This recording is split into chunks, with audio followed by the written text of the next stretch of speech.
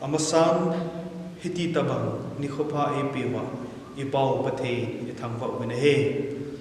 madangin Tuesday nikho teng le Pathen ni bangin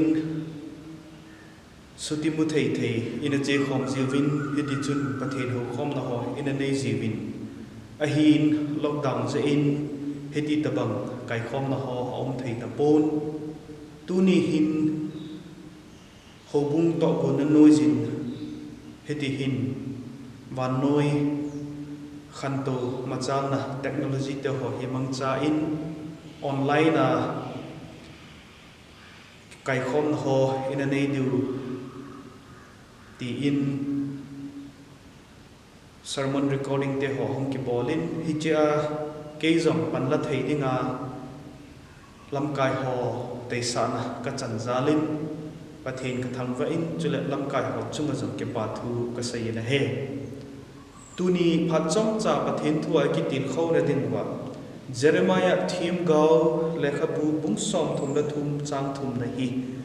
chom cha ina vet khom din win ka han dai na he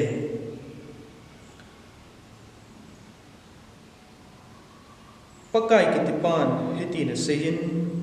Neihin Kouvin na hovinge nahet khah louhel thil ki dang le dat mo ta ho naseipeh Inge Pathen athu phathei bu pe han lang hi chi Bible cha na hin thil ni ibudo thayu na he khatna in ipiham itya hele ko na invitation call unto me atihi hichi Pathenin achate ahinga taudinga akona hin chule abana chun kitepna ailole Pathen thute a promise from God impayun hichi ipiham ailole ipik tepna ham itya hel Pathenin ahinga itaule ei donbut tiu akitepna hin he Bible changa chun himu tawin kahinga na hung tawa hile nahet khah louhel thil ki dang le dat mo ta ho naseipeh Inge atina he I will answer you and show you great and mighty things which you do not know atina he ahile hichi thu hi itabang phan ipidin muna anaki sai ham ti hi ivena hile Jeremiah bung som thum le ni na ju isima hile itabang din mun anathung wa chule hiti Pathen kam chang su ho hi ipiti hung kon ham ti hi ki che tan imu wina he hichia bung som thum le ni apat ahan sahi ivena hile hichilai pha chun juda te lengin leng zedekia kitipa cho anapangin ahile Babylon leng Nebuchadnezzar hin gala hin boltan hiti chun ahung machal khe zengin juda gam chule Jerusalem khopi jong chu ahin la te ringin om tan he hichi phat lai ta hin Jeremiah Themgao hin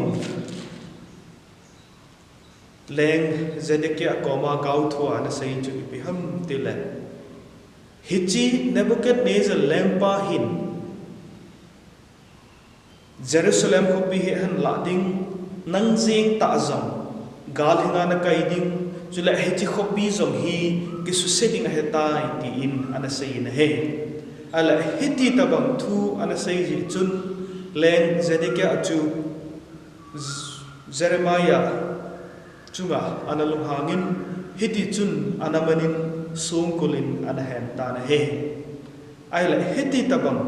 songkula hiti phat lai songkula anaki hen lai chun Pathenin Themgao Jeremiah chu anahopi in hichia Pathenin ahopi hi ahopi ani ve channa emu thayu a in hichia na sei chu ipeham ta hala kamite kahinga na hung taw uwa ahile Keiman nadonbut ting kahu hindi wahi chule thil kidang thil loupi nahet khah lou thil kamu sa de wahi ti hi naseipeh na he aile isei tawin hiti tabang phat lai gam sung ha sat din mun lai ta hi Pathenin amite anga tau dinga anako na hi ivet na hi le bung som thum la thum chang sagi gup le sagi na chu ivet na hi le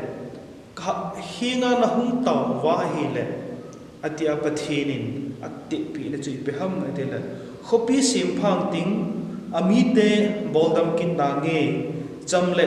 lungmung ta a ka koi ding hi juda te le Israel phatto sa ting masanga a un bang wa chu ka sim phat ki ting hi atin he hitabang thu hi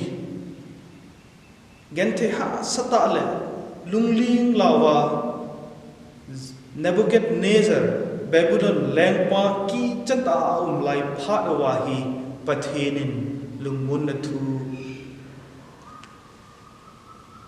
alacha Jeremiah himangcha a achate anaho limpi na hin he hicha chun pathenin da a ka nga na hum ta ule tia akitep na chu ipiham tia hele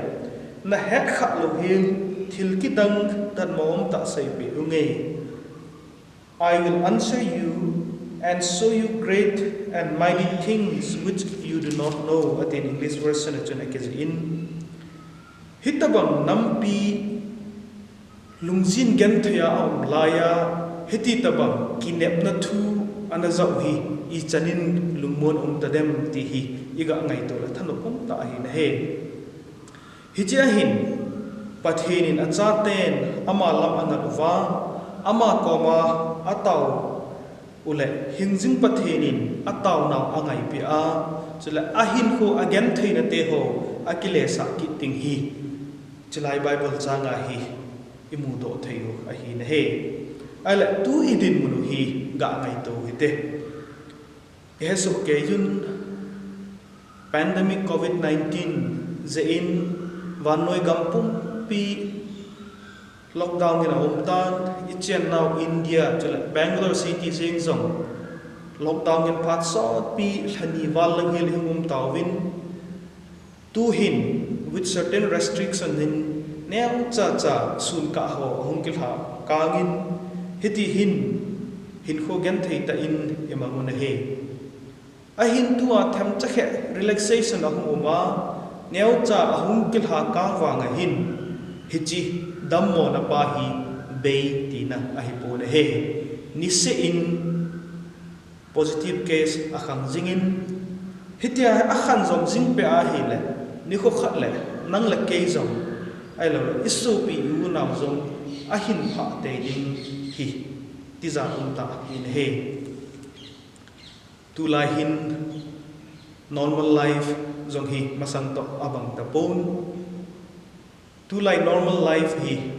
ipot do ding ding le mask mu tum te ki tu ma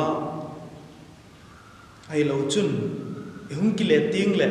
I khot so ba he lo phat sa hand sanitizer man ding chule mi to ikimu tu ting jong le chibai ki te ho ki bol to ta lo ki te ho hi normal life chum be khadin ahung pot do tan chule chuchi keu zong hilovin sumla pai ne la cha chule kiman cha dan hi ha satanyum taw ne he tu ni hin idin mulu hi ka ngai ton Themgao Jeremiah phat laiya pathenin tu ni isim do naw ana ho limpi phat laiya Israel te din munchu ivet na hile tu idin munuto te ka thayin kalunga alangin amo ho jang chu Babylon ten a khopiu la dingati a kitchata amova chule khosunga lutle potle jang thai talwa hin kho anamanu chun khopi sunga ne la cha in hedi chun genthe ha sata na sata kum khat hil di set chu